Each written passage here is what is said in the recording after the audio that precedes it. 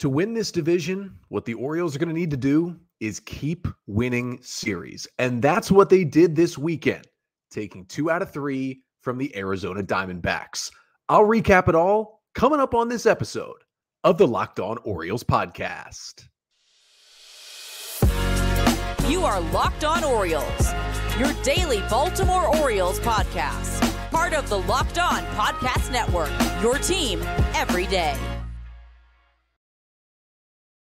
Hey there, Orioles fans. Today is Monday, September 4th, 2023, and welcome back into the Locked On Orioles podcast, part of the Locked On Podcast Network, your team every day. As always, I'm your host, Connor Newcomb, and coming up on today's episode, we are going to recap the Orioles series victory over the Diamondbacks in the desert this weekend as the O's took 2 of 3 from Arizona to remain in first place in the AL East. I'll get you the 5 things you need to know from Saturday's 7-3 victory, the 5 things you need to know from Sunday's 8-5 win, and then talk a little bit about the roster moves that the Orioles made this weekend, including bringing back an old friend and sending the top prospect in baseball one step away from the major leagues.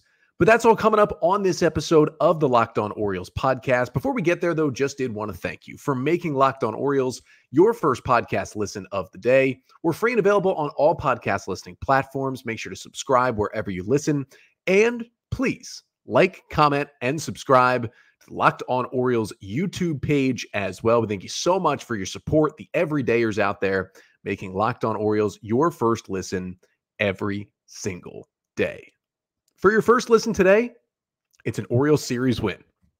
Started with a loss Friday, but they backed it up with wins on Saturday and on Sunday to take the series 2 out of 3 from the Arizona Diamondbacks. Orioles falling 4-2 on Friday night to open up the series, but they bounced back, winning 7-3 on Saturday and then 8-5 Sunday against the D-backs to come away with a series victory. O's win 2 out of 3 and get to 85-51 on the season.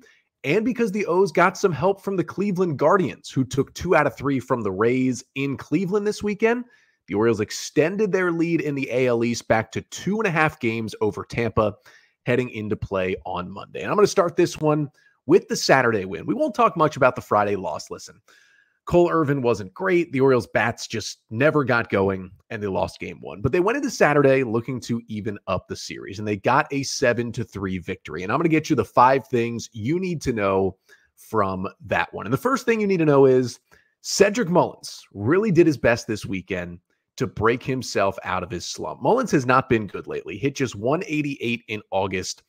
And really, if you take out the big game he had in Seattle, the Mullins game where he robbed the homer bottom 9, hit the winning homer top 10, he hasn't done a lot for the O's offensively since he came back from the second edition of the groin injury. He started to change that this weekend. Mullins had a huge 3-run home run in the game on Saturday in the 4th inning to kickstart the Orioles rally. Mullins hitting the homer, and he ended up with a nice weekend. 5 for 12 with a homer, 4 RBIs, a walk, and 2 strikeouts, starting all 3 games this weekend for the Orioles. And Mullins' swing looked a whole lot better. That 3-run homer on Saturday was absolutely crushed. It gave the O's a 3-2 lead, got him on the board, 101 off the bat, 390 feet for Cedric Mullins as he hit it off the Arizona starter, Slade Cecconi. And listen, the Orioles don't need Cedric Mullins to be their main producer. And quite frankly, I think we're at the point where we know Mullins is not going to hit leadoff again for this team. That is Adley Rutschman's spot. Mullins is going to be somewhere in the 5, 6, 7 range in the order every day. But they still need him in there every single day, no matter where he's hitting. They need his defense, but they do need his bat as well. And this weekend was a huge step forward for Cedric. Second thing you need to know from the 7-3 win on Saturday is that big 4th inning that I just touched on, that was the difference. Orioles were trailing 2-0 heading into the 4th after the D-backs got a lot of good batted ball luck against Kyle Bradish and put up a 2-spot bottom 3 to take the lead.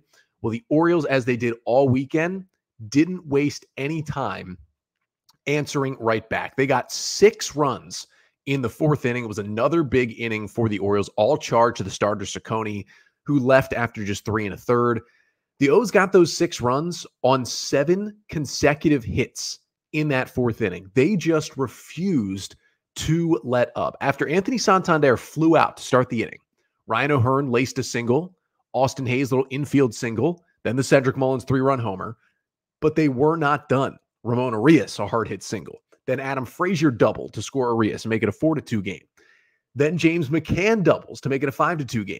Then Adley Rutschman singles to make it a 6-2 game before Gunnar strikes out. And then Santander, who led off the inning with a fly out, flies out again in the fourth inning to end the frame. They send 10 men to the plate, score 6 runs, 7 straight hits, got themselves into what is an Arizona bullpen that very much does struggle, and they did some damage off of Joe Mantiply once he came in. They had those big innings, last week against Chicago, those back-to-back big 8th innings for the O's, had the big first inning in game 3 of that series. You'd rather, for the long haul, maybe your offense be more spread out throughout a game, but big innings can just demoralize another team, and that's what the O's have been doing recently offensively. Third thing you need to know from the Saturday win is Adley Rutschman was mashing the baseball on Saturday. Adley came off a really good month of August where he hit .296, but didn't really flash the power. He only homered twice in August, and both those home runs were early in the month. He finally got back to his long ball ways on Saturday. The only other run the Orioles scored besides the 6-run fourth was an Adley Rutschman solo home run in the 7th inning. Adley leading off the frame with a bomb, 104 off the bat, 405 feet. It was his first home run since August 10th. It had been almost a month since Adley had gone deep, but he got it done with the dinger in the 7th inning. And that wasn't all Adley did in the Saturday win. He went 2 for 5 with a home run, had 2 RBIs and a strikeout, but he had 4 hard hit balls in this game, was just mashing it all over the field. Probably should have been rewarded with more than just the 2 hits that he got in this one. But after he had a fly out at 97 in his first at-bat, he struck out in the 3rd, a 104-mile-per-hour single in the 4th, the homer in the 7th, and a 106-mile-per-hour ground out in the 9th, was just mashing the baseball in this game. Fourth thing you need to know from the Orioles' victory in Game 2 of the series is that Kyle Bradish just continues to be the ace of the Orioles staff. He did it once again on Saturday. Now, he certainly did not have his best stuff, but that didn't mean he wasn't going to get a quality start. Bradish goes 6 innings against the Diamondbacks, allowing just those 2 kind of fluky runs in the 3rd inning on 4 hits, struck out 6, did walk 3, and that was one of the reasons why he threw 107 pitches, a career high, to get through those 6 innings. But it was the walks that hurt him, and as I mentioned, kind of a fluky 2 runs. Arizona had only 2 hard hit balls against Bradish in 6 innings of work. That is a ridiculous job of him limiting hard contact. He got 12 whiffs on the day. His curveball was actually better than it's been recently. That was kind of his top whiff pitch. Also went with more sinkers than anything else. You could tell he had a little different approach against that Arizona order than he has against other teams. Threw a lot of 4-seam fastballs, which you don't see too often from Kyle Bradish, but the approach still worked. 11 of Bradish's last 12 starts have gone at least 6 innings. He's been dominant. What more can you say? I mean, this guy right now, Kyle Bradish, is the Game 1 playoff starter, and I don't see that changing before the playoffs start for the Orioles. And the fifth and final thing you need to know from the Orioles' 7-3 win over the Diamondbacks on Saturday is that the bullpen finished things off nicely. Kyle Bradish left the game with a 6-2 lead. Adley got the homer, top 7 to make it a 7-2 game as the bullpen came in. And, they finished it off. DL Hall looked really good, went an inning and a third scoreless with no hits, 1 walk, and 3 strikeouts for Hall. His stuff was looking very impressive against both lefties and righties in that appearance. I like the fastball. I like the changeup. I like the slider, to be honest. All the stuff really looked good from DL Hall. Then they turned it over to Jacob Webb, who got 2 outs, one of them a strikeout, threw only 7 pitches, did a nice job of finishing off the 8th. And then they went to Joey Crable, who, despite throwing 20-plus pitches on Friday night to really help save the O's bullpen, came out and threw the 9th inning on Saturday night. He did give up a solo homer in the inning, but that was it. Got a strikeout, 15 pitches, got the final 3 outs, and secured the 7-3 victory. You know what? Nice day for the Orioles all around. Good bounce back from the Friday loss, and they evened up the series with a big win on Saturday and made it 83 consecutive series in which the Orioles have not been swept. But they weren't done. They turned to Sunday saying, we want a series win on the road against another playoff contender in the Arizona Diamondbacks. And well, They did just that with another offensive outburst. The Orioles clinched the series with a win on Sunday by a score of 8-5. And I'll tell you how they did it coming up next. But first, this episode of the Locked On Orioles podcast is brought to you by Nutrafol. If, you don't have to choose between better hair growth and your health, Nutrafol provides a full body health approach for men that promotes healthier hair. No drugs, no compromises, just better hair. Nutrafol is the #1 dermatologist recommended hair growth supplement, clinically shown to improve your hair growth, visible thickness, and visible scalp coverage. The hair growth supplements at Nutrafol use physician-formulated, natural, science-backed ingredients. Their drug-free patented technology provides consistent, reliable results without compromising your sexual health. So go to Nutrafol.com/men to take their hair health wellness quiz. It identifies the causes of your thinning hair, and they'll give you a personalized plan for better hair health through whole body wellness. So take the first step to visibly thicker, healthier hair. For a limited time, Nutrafol is offering our listeners $10 off your first month subscription and free shipping when you go to Nutrafol.com/men and enter the promo code LOCKEDONMLB. Find out why over 4,000 healthcare professionals recommend Nutrafol for healthier hair. Nutrafol.com/men, spelled Nutrafol.com/men, and enter promo code LOCKEDONMLB. That's Nutrafol.com/men, promo code LOCKEDONMLB. So after dropping game 1 on Friday night, the Orioles took game 2 of the series against the D-backs 7-3 on Saturday, but they weren't done. They wanted that series win, and they got it with an 8-5 win on Sunday to make it another series victory for the Orioles and remain in first place. And I'm going to get you the 5 things you need to know from the Orioles Sunday victory. The first thing you need to know is, what a response again by the Orioles offense. I mentioned it in the Saturday game. They gave up the 2 weird runs at the bottom of the third. Immediately, they score 6 in the top of the fourth to take the lead. This was an even bigger instance of the Orioles just responding, the offense responding immediately exactly when they needed it. There was some chicanery that happened in the bottom of the 5th inning. Diamondbacks got 2 runs out of it and tied the game at 4 on Sunday. Some bad umpiring where Gunnar Henderson was trying to turn a double play. He went to pick up the ball, tag Geraldo Perdomo, go into second, then fire to first for the double play. He barely misses Perdomo on the tag in between first and second because Perdomo had dove headfirst into the infield grass and his entire body was in the infield grass. You can check out my Twitter at Connor Newcomb _ for the screenshot. His whole body's in the grass. And yet the umpires didn't say he was out of the baseline. So they called him safe.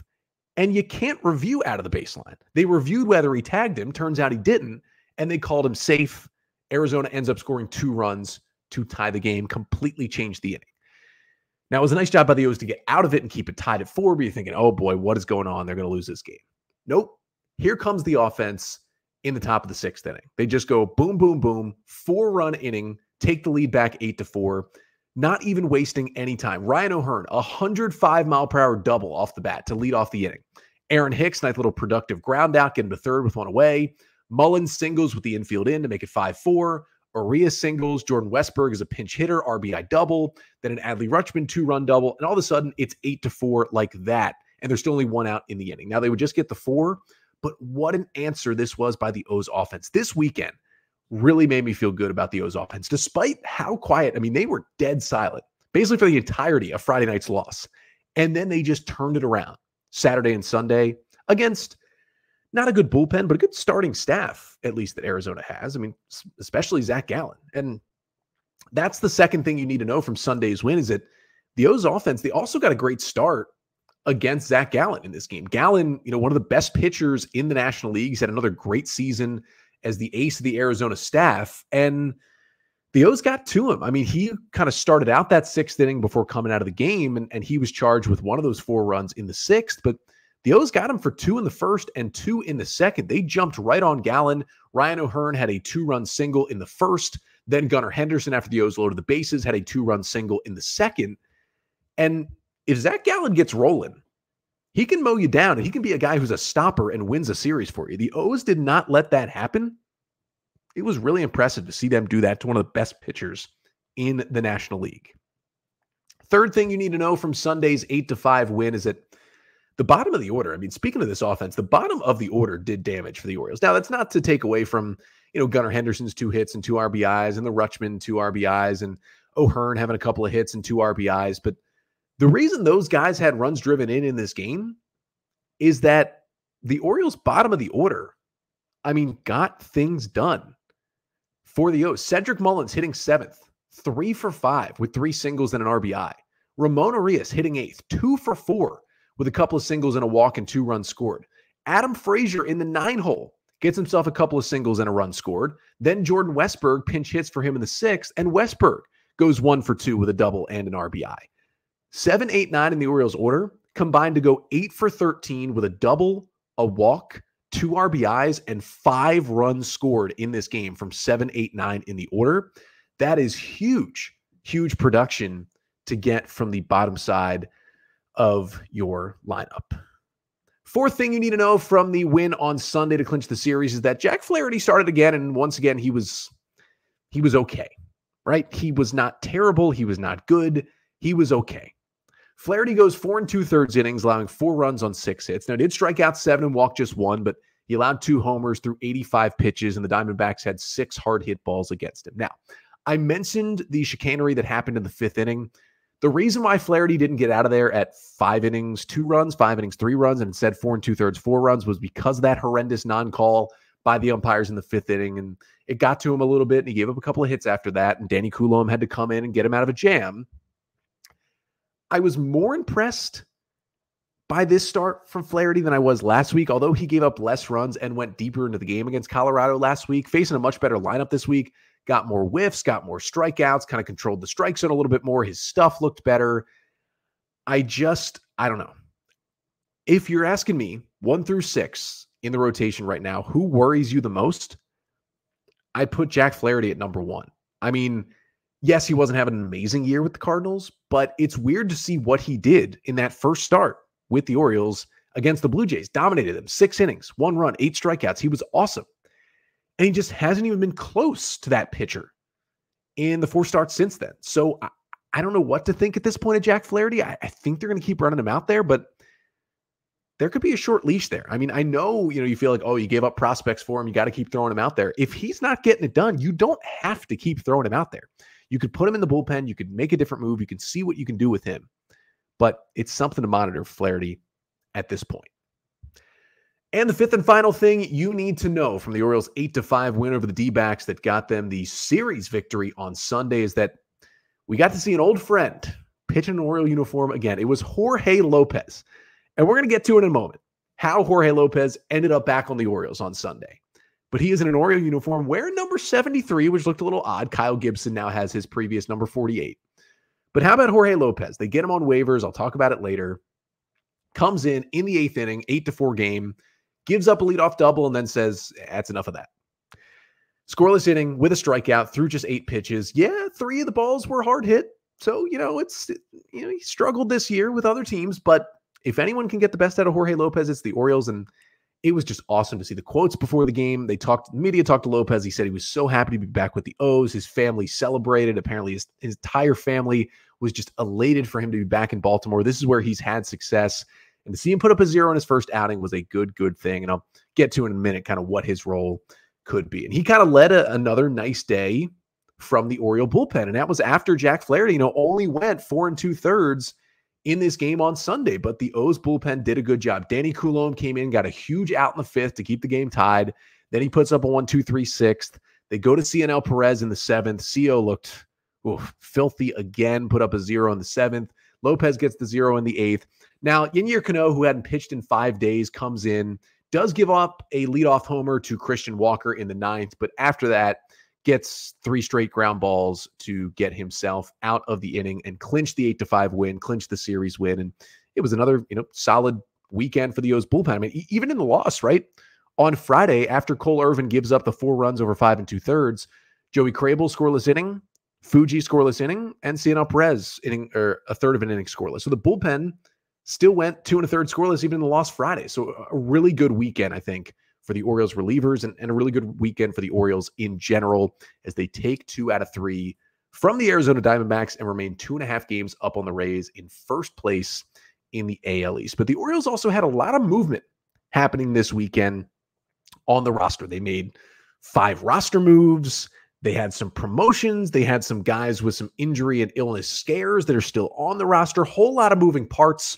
We'll break those down quickly to finish off the pod coming up next.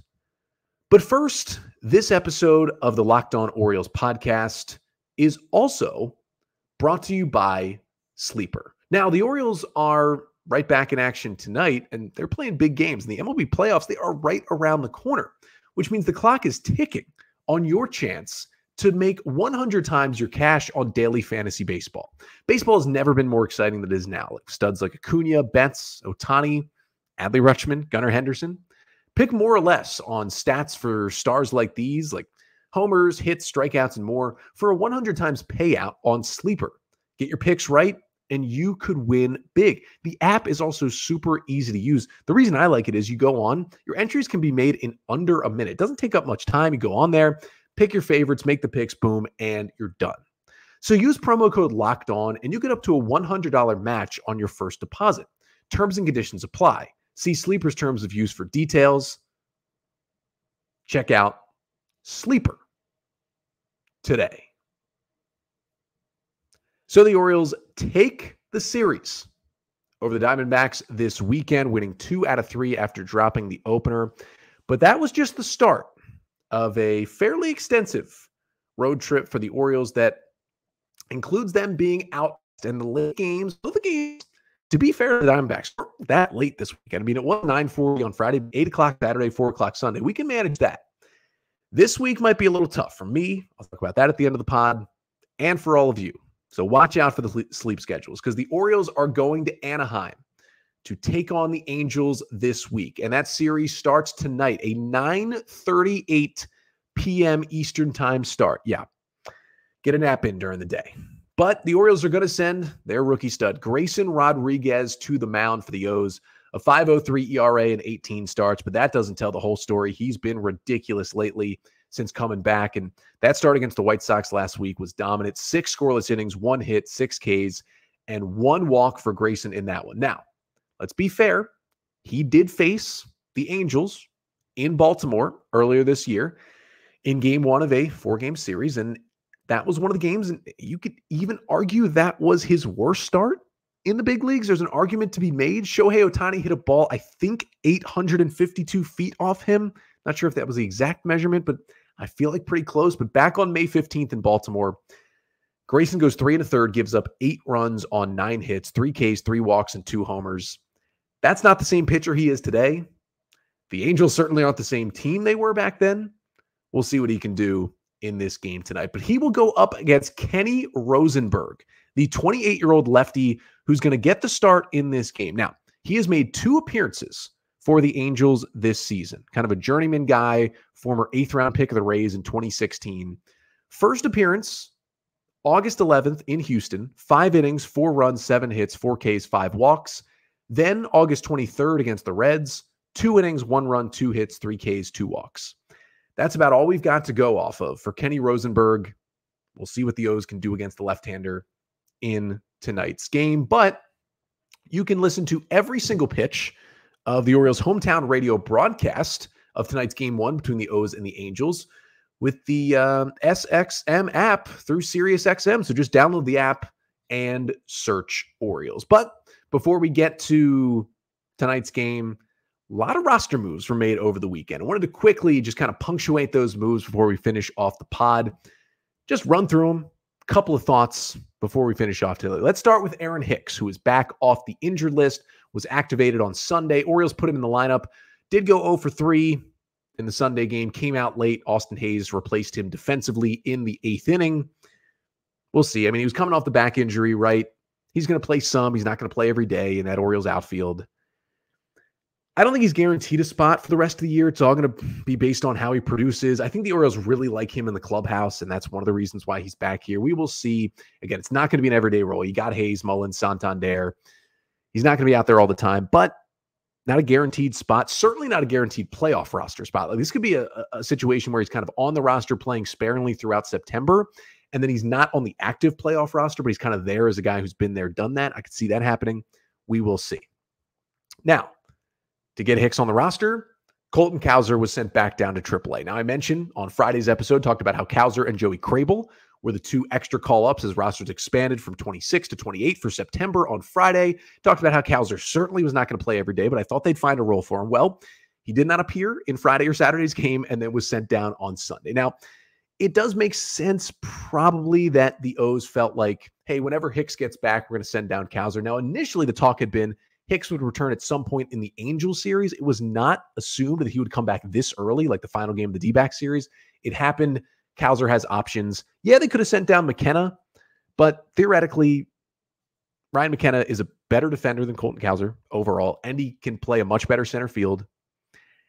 And I just think at this point, that role on the roster right now is defensive replacement, maybe play a smidge, maybe start a couple of games, but really defensive replacement pinch runner.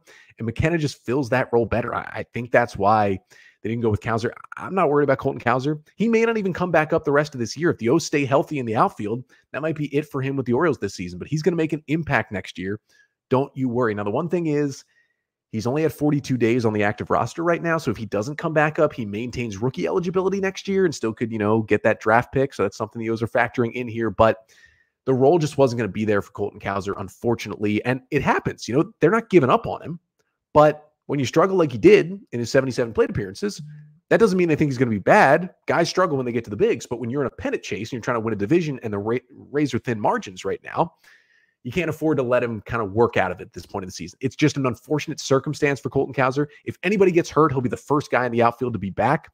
Now, you may be asking, well, why would they call up Cowser as the extra player if they knew that Hicks was going to be back soon and they were just going to option him? Well, the O's had Austin Hayes a little banged up, Anthony Santander a little banged up, Cedric Mullins struggling a bit.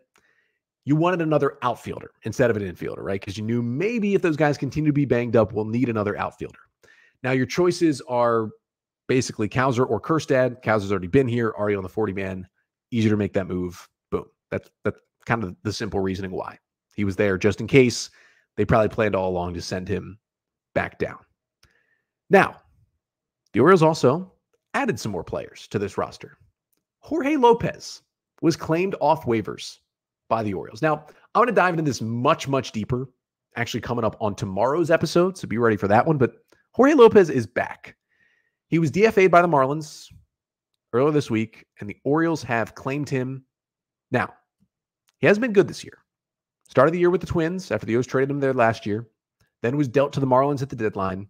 47 innings, 6.13 ERA, 16% strikeout rate, 9% walk rate, 49% ground ball rate. Hasn't been a good year for Jorge López.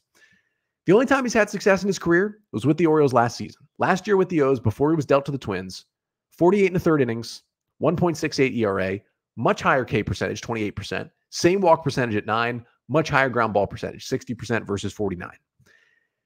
He feels comfortable in Baltimore. He talked about it before the game Sunday, how happy, how relieved he was to be back with the Orioles. I know that he might have been worse down the stretch if the O's had held on to him last season. But you could tell in those moments when he was blowing saves in Minnesota in 2022 that it hurt him a lot to be dealt from the Orioles. And he was not in a good headspace after that trade. And that hurt his performance a lot.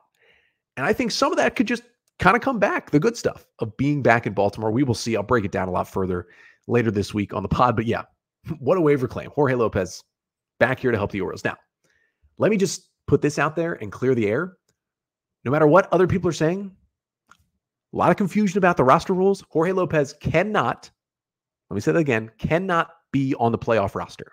I know people are saying, oh, there's loopholes. There's loopholes. There is not loopholes for this situation. If you are not in the organization by September 1st, which he was not, he was claimed September 2nd, you cannot be on the playoff roster, no questions asked. The loopholes apply to players who are not on the 40-man roster. The way the rule reads is you have to be on the 40-man roster by September 1st to be eligible for the postseason. However, there are loopholes that say if you are replacing an injured player who's going on the IL, it can be any player from the organization who, at least if they're in the org by September 1st, don't have to be on the 40-man, you can replace that injured player on the playoff roster. Lopez was not in the organization. He was on another team, which means definitively he is not eligible for the playoffs. That doesn't mean he's not going to help. He can certainly help the O's get there. He cannot help them once they get into the postseason. Now, to make room for Lopez, they actually DFA'd two different pitchers. The first one was Logan Gillespie. That was to make room for Lopez in terms of the 40-man roster. They made that move so they could get Lopez on Saturday, had to make it, but they couldn't activate him yet because he wasn't yet in Arizona. Logan Gillespie, the Orioles see a lot in that fastball changeup combo. He's got good stuff, just can't put it together. I actually think he has a solid chance of clearing waivers and staying with the O's. Hopefully he does, because there's something to unlock in there with Logan Gillespie. And then on Sunday, to make room on the active roster, the Orioles DFA'd Austin Voth. As I said, when the O's brought Voth back from the injured list last week, he was not going to be long for this team. He was just here to provide some long relief. He pitched in 2 games, and he's gone. They really didn't see him as a part of this future team. It had just been too many struggles this year. So Voth DFA'd, another guy who I'd say 50-50 whether or not he clears waivers or not. Could be a guy who can at least eat innings for a bad team down the stretch, so I could probably see him being claimed for that reason. I would say he has a much better chance of being claimed on waivers than Gillespie does. Hopefully they both stay in the org and clear waivers, but we shall see. But not only did that make room for Lopez on the active roster, it also means the Orioles have an open spot on the 40-man. They now have only 39 players on the 40-man roster, and that's good because they're going to have to activate John Means back to the 40-man this week. Means' rehab will end on Friday, which means they will have to put him back on the 40-man roster or put him back on the 60-day IL and essentially end his season by Friday. Now, he looks healthy, so I would think he's going to go back on the 40-man, but this is something I hadn't talked about yet and hadn't actually realized until basically today. Means does not have to automatically come up to the big leagues if they don't want to. So the Orioles have said, Brandon Hyde said Sunday, Means will make one more rehab start. So most likely that'll come either Tuesday or Wednesday of this week in AAA Norfolk. Means actually still has minor league options, which means if the Orioles still don't think he's quite ready yet, they can add him back to the 40-man, activate him to the roster on Friday, which they'll need to do, and then just option him to AAA Norfolk without having to put him through waivers and have him continue to pitch for the Tides until they feel he's ready. So that does give the O's a few more options here with John Means in September. And then just a couple more things from the weekend. One was Anthony Santander. Got hit by a pitch Saturday. Was not feeling good about that. Got hit in the hand, came right out of the game. Luckily, all the x-rays were negative. He was fine. He was in the starting lineup on Sunday. Huge for Santander, who is crushing the baseball right now. Ryan Mountcastle did not play Friday or Saturday. Orioles said he was under the weather. Brandon Hyde was asked, is it the vertigo coming back? Hyde said he didn't want to talk about that. It was worrisome that maybe the vertigo was hitting again, but Mountcastle did start on Sunday. Now, he did go 0 for 4, but he was back in the lineup Sunday, which is huge because he's been amazing since coming back with that, or from that bout with vertigo. And then the last thing to get to, according to Steve Molesky of Masson on Sunday, Jackson Holliday is being promoted to AAA Norfolk this week. He is one step away from the big leagues. I'm not saying it's going to happen, but it's closer to happening right now. As the number 1 prospect in baseball, who was drafted last year with the number 1 pick, will play at 4 different levels this year, at least, as he goes to Norfolk. And some of those things, especially Jackson Holliday, Jorge López, we'll talk about more on tomorrow's episode, including I will recap game 1 between the Orioles and the Angels. Now, here's a little look what the week could look like. Because again, I work a 9-to-5 job. It's hard to stay up for these games late and record and edit and post and get it up the next morning. I'm going to have an episode up for you tomorrow talking about Jorge López and talking about game 1 between the O's and the Angels.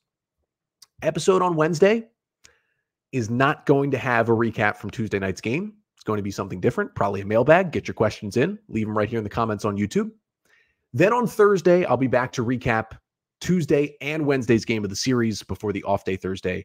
And then I will be back on Friday as well. So that's a general look at the schedule on the pod this week. And again, back tomorrow, recapping game 1, O's and Angels, and talking a little bit more about Jorge López being back in an Oriole uniform. That's coming up tomorrow. But until then, I'm Connor Newcomb, and this has been the Locked On Orioles podcast, part of the Locked On Podcast Network. Your team every day.